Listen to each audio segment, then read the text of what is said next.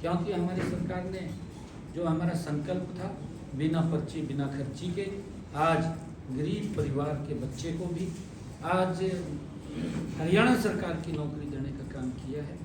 और इसके अंदर हमने और भी सुझाव उनके आमंत्रित हैं कि हम क्या क्या कर सकें, चाहे हम उनको प्रधानमंत्री मुद्रा बैंक की योजना है उसके माध्यम से इंडस्ट्री के अंदर खड़ा करने की बात है, चाहे स्टार्टअप है चाहे स्टैंड अप है, ऐसे युवाओं को भी ज़्यादा उनके पैरों पे खड़ा कीजिए, उसके लिए भी हमने पीछे काम किया है। युवाओं से भी अपील है क्योंकि हमारी जो जनरेशन है वो युवा है और युवाओं से मैं अपील करूंगा कि वो आगे आकर के उसके अंदर अपने बहुमूल्य सुझाव दें ताकि हम उनको काम कर सकें। एक आपने जो फटाफट का बोला है कि हम तो फटाफट लागू करते हैं और दूसरे वाले को फटाफट बोल के चल जाता, कुछ नहीं आता है। आपकी सरकार ने 2 बड़े फैसले किए हैं जिसका एक तो 525 करोड़ रुपये चले गए, कुछ और जाने वाले होंगे वो तो आप बता देंगे।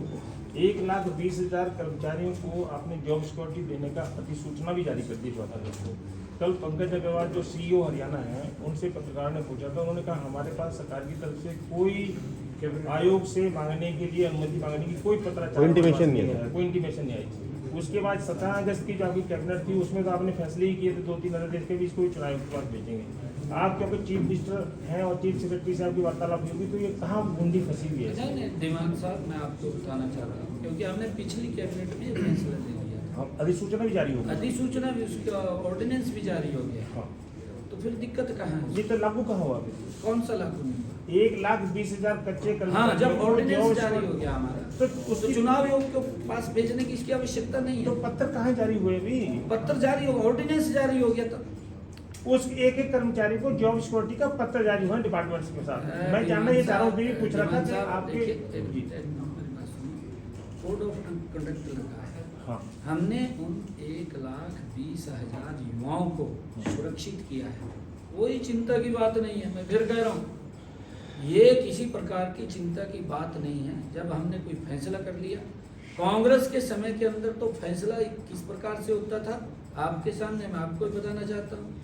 उनके समय के अंदर अंतिम चरण में सिर्फ एक लाइन लिख दी जाती थी कि हमने कच्चे कर्मचारियों को पक्का किया है, बस इतना लिख देते थे। कोर्ट में घूम रहे हैं, आज से घूम रहे हैं। आपको मालूम है जो उन्होंने पक्के करने की घोषणा की थी वो घोषणा करते हैं, उन्होंने जो घोषणा की थी आज तक भुगत रहे हैं। एक भी 1,20,000 हमने सुरक्षित किए हैं, एक भी व्यक्ति कोर्ट में नहीं जाएगा।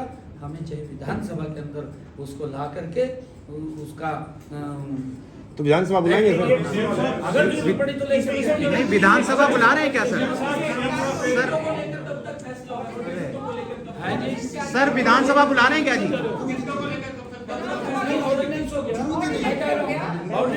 एक डिपार्टमेंट एक कर्मचारी की जॉब्स को चिट्ठी जारी है। ऑर्डिनेंस का क्या मतलब? ऑर्डिनेंस हुआ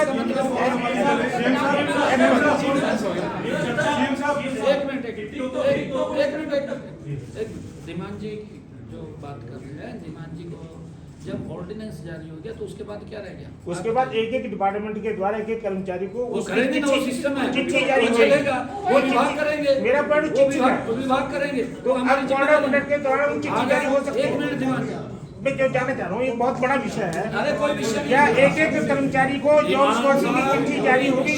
बड़ा नहीं है। अगर किसी विभाग को दिक्कत आएगी, किसी कर्मचारी को दिक्कत आएगी, आके हमारे से बात करेगा ना। मैं बात सुन रहा हूँ ना 24 घंटे।